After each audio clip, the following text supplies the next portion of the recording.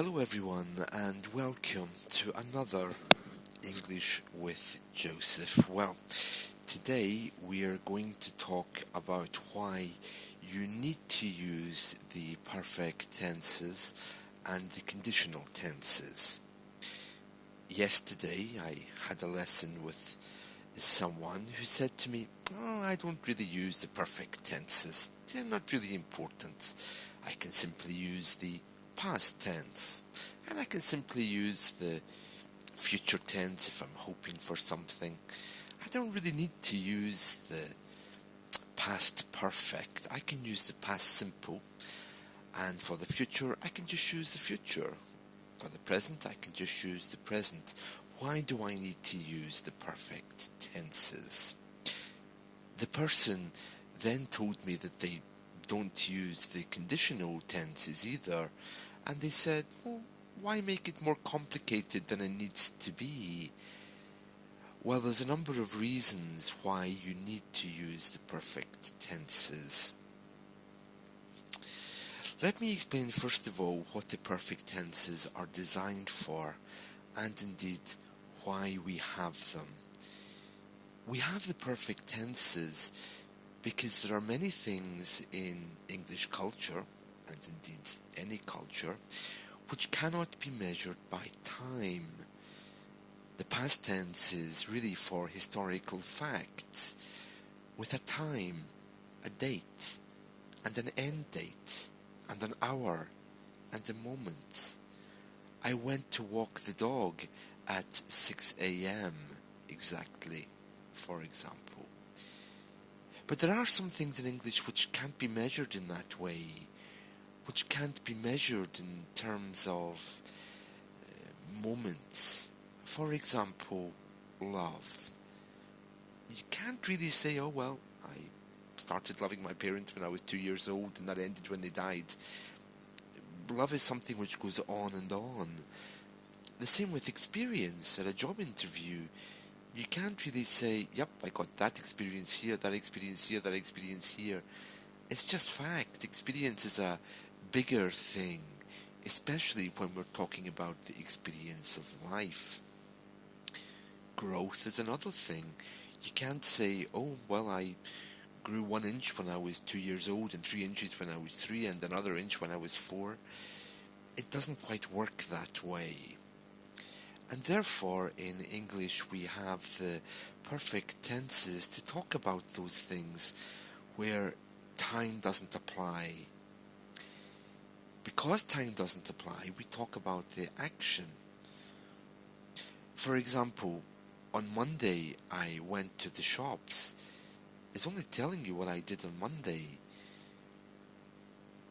But imagine if it was something very important. On Monday, I went to the hospital. Well, that's fine talking to your boss. Or if someone asks you, what did you do on Monday? On Monday, I went to the hospital. On Tuesday, I phoned my friend. On Thursday, I cleaned the house. This is simply telling historical facts. But what if you want to express something from your heart, where you don't just want to say when it happened, you want to stress the importance of the thing? Well, then we would use the perfect tenses. So the perfect tenses are designed for things where we cannot talk about those things using the simple tenses like growth, experience, love, because it just doesn't apply. And also about those things where we choose not to talk about time.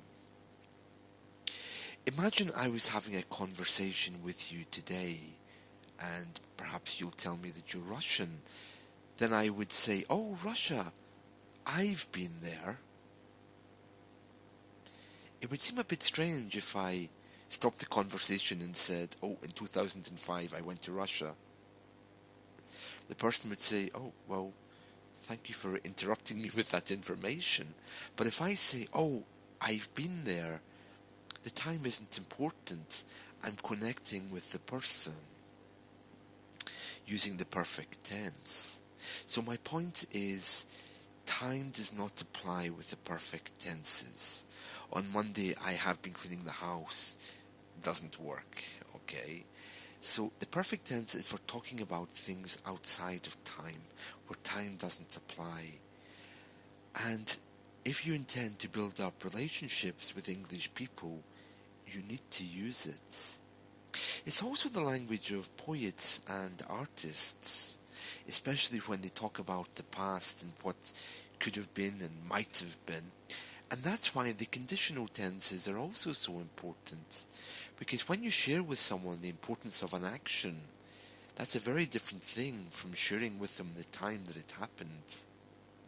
So I would encourage you all, as much as you can, if you don't use the perfect tenses, please begin to use them. Remember, they also have their other uses, which is just to express something which started in the past and is continuing in the future. But remember those things where you can't or don't want to just talk about time. If you always speak about facts, people will think you're a little bit dull and boring, and maybe they wouldn't want to be your friend.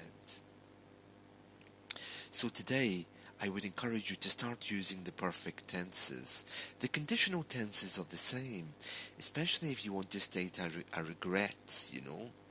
For example, if I was in Russia now, I would be happier. Would it be the correct way to express a regret for not going to Russia in the past? Or you could simply say, um, if I, if I had traveled to Russia, I would be happier now, using a mixed conditional. Or even just, I wish I was in Russia. But whatever way you do it, these are the correct ways of expressing a feeling, and to share a feeling with someone is very important. One of the biggest problems with immigration today to the English-speaking world is people are not speaking from their heart. They are speaking only with facts. And if you speak to me only with facts, I'm going to say, I wish that person would stop talking about time. I wish that person would tell me something authentic from their heart. So today I encourage you, please, think about using the conditional tenses and the perfect tenses more. Thank you, and goodbye.